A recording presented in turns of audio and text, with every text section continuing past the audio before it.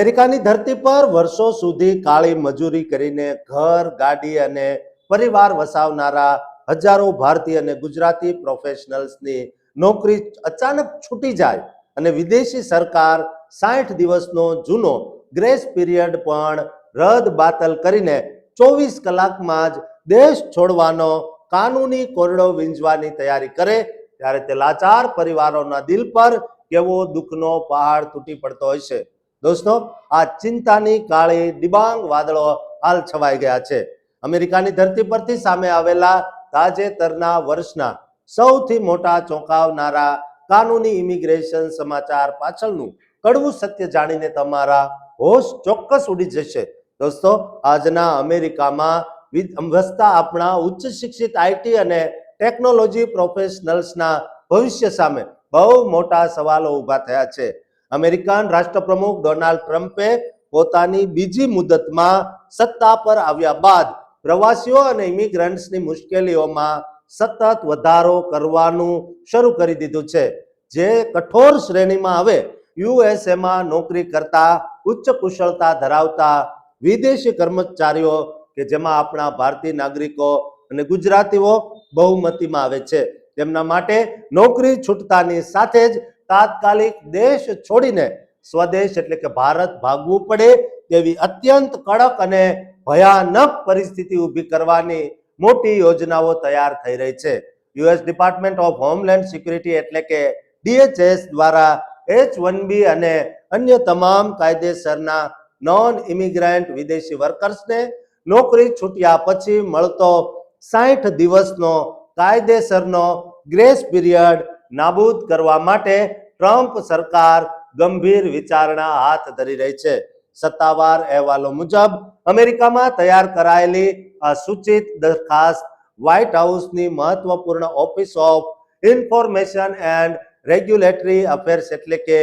OIRA પાસે કાયદેસર સમીક્ષા અર્થે મોકલી આપવામાં આવી છે। જોકે તમામ પ્રવાસીઓ માટે ખાસ જાણવું અનિવાર્ય છે કે આ નિયમ હજુ સુધી કાયદો બન્યો નથી, પરંતુ જો આ કટોકટી ભર્યો પ્રસ્તાવ મંજૂર થઈને કાયદો બની જશે તો H-1B વિઝા ધારકો સહિતની ઉચ્ચ કુશળતા ધરાવતા તમામ વિદેશી પ્રતિભાઓએ પોતાની નોકરી ગુમાવ્યા બાદ તાત્કાલિક અસરથી અમેરિકા છોડી જવાની કાનૂની ફરજ પડશે। અમેરિકામાં H-1B વિઝા સહિતના હાઈ સ્કિલ્ડ પ્રોફેશનલ્સ અંદર ભારતીયોની વસ્તી અને સંખ્યા સૌથી વધુ હોવાના કારણે ટ્રમ્પ સરકાર આ કઠોર નિર્ણયની સૌથી ભયાનક અને સીધી આંચકાજનક અસર ભારતીય આઈટી અને એન્જિનિયરિંગ વ્યવસાયિકો પર જ પડવાની સૌથી મોટો ડર બતાવાઈ રહ્યો છે અને ભીતિ સેવાઈ રહી છે। વર્તમાન કાયદાકીય નિયમો મુજબ અમેરિકામાં નોકરી કરતા ઇમિગ્રન્ટ્સને પોતાની નોકરી છૂટી ગયા પછી નવી કંપનીઓમાં નોકરી શોધવા, નવા એમ્પ્લોયર એટલે કે સ્પોન્સર શોધવા, પોતાના વિઝાનો સ્ટેટસ બદલવા અથવા સ્વદેશ પાછા ફરવાની તૈયારી કરવા માટે પૂરા 60 દિવસ એટલે કે 2 મહિનાનો સમય સત્તાવાર રીતે મળતો હતો।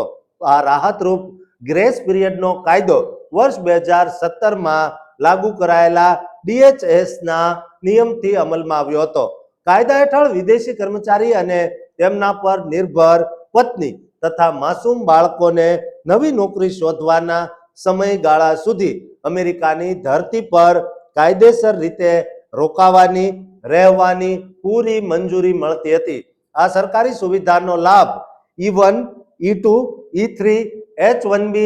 H-1B,